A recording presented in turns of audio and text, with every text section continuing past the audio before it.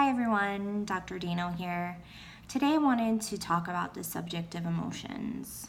It's something that we all experience from time to time, but ironically enough, it's something that we really aren't versed in per se.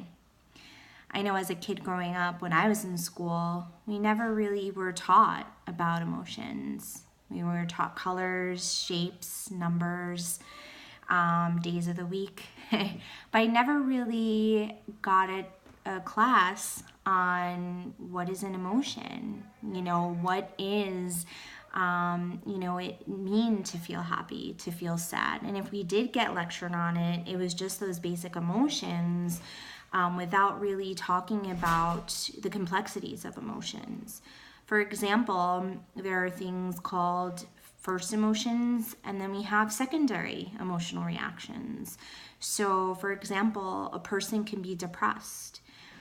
We understand that concept pretty well, but what we don't understand is that we can actually have a secondary emotion attached to that, where, for example, we can become anxious about our depression. We can become even more depressed thinking about being depressed, and it becomes this cyclical cycle that often then spirals out of control. The other part of it in emotions and why emotions are so complex is that there's something called secondary emotions that I've just mentioned, but also the fact of the matter is that oftentimes we might experience more than one emotion at once. So we might be really excited about a new job opportunity, but at the same time really anxious, maybe fearful. Maybe there is some type of loss too attached to old colleagues and the relationships that you formulated along the way. So it's okay to experience more than one emotion, and sometimes some of those emotions are positive, oftentimes some of those emotions are negative. So oftentimes what happens is something called cognitive dissonance that people have to resolve. So what cognitive dissonance really entails is that sometimes you're really torn between two things, two feelings, two emotions, two thoughts. And if we want to just stick to the basic factors of emotion and how it relates to cognitive dissonance, the most classic example could be about smoking. Smoking makes you really happy. It might be a sense of relief. But at the same time, smokers who smoke cigarettes might have this fear of death. And obviously there's cognitions behind that too, but there are those emotions. There's an emotion attached to smoking. It's a social component.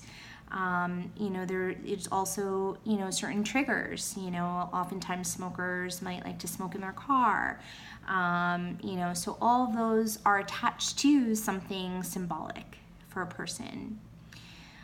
So that's where I think emotions can become so complex for people, is because we're not taught, about these different emotions, and how multifaceted emotions really are for people, and how many emotions people can have given a situation. And the additional part of that with emotions is that we might not experience the same emotional reaction as someone else does in a same exact situation. People have different reactions given nature, nurture, right, which we've heard of, your upbringing, also components of your environment. People have different temperaments, that they were born into. It's innate biologically. But then there's also parts of temperament that are environmental. So your upbringing, how your parents teach you how to handle emotions, if they did at all, if there were any open discussions about emotion and processing those emotions growing up as a kid.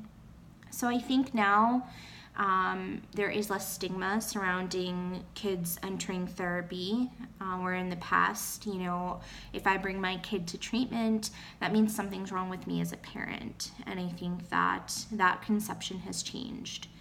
But I think what we really need to focus in on is really being aware of emotions and getting to the root of them. So I hope that this first series was informative for most of you. I will be having a number of series, so stay tuned on various topics. If there's something that you are interested in, please let me know. Go to my YouTube channel, let me know. Go to my website, www.drdanotherapy.com. I also have a Facebook page and an Instagram, so find me, and I'd love to hear your thoughts.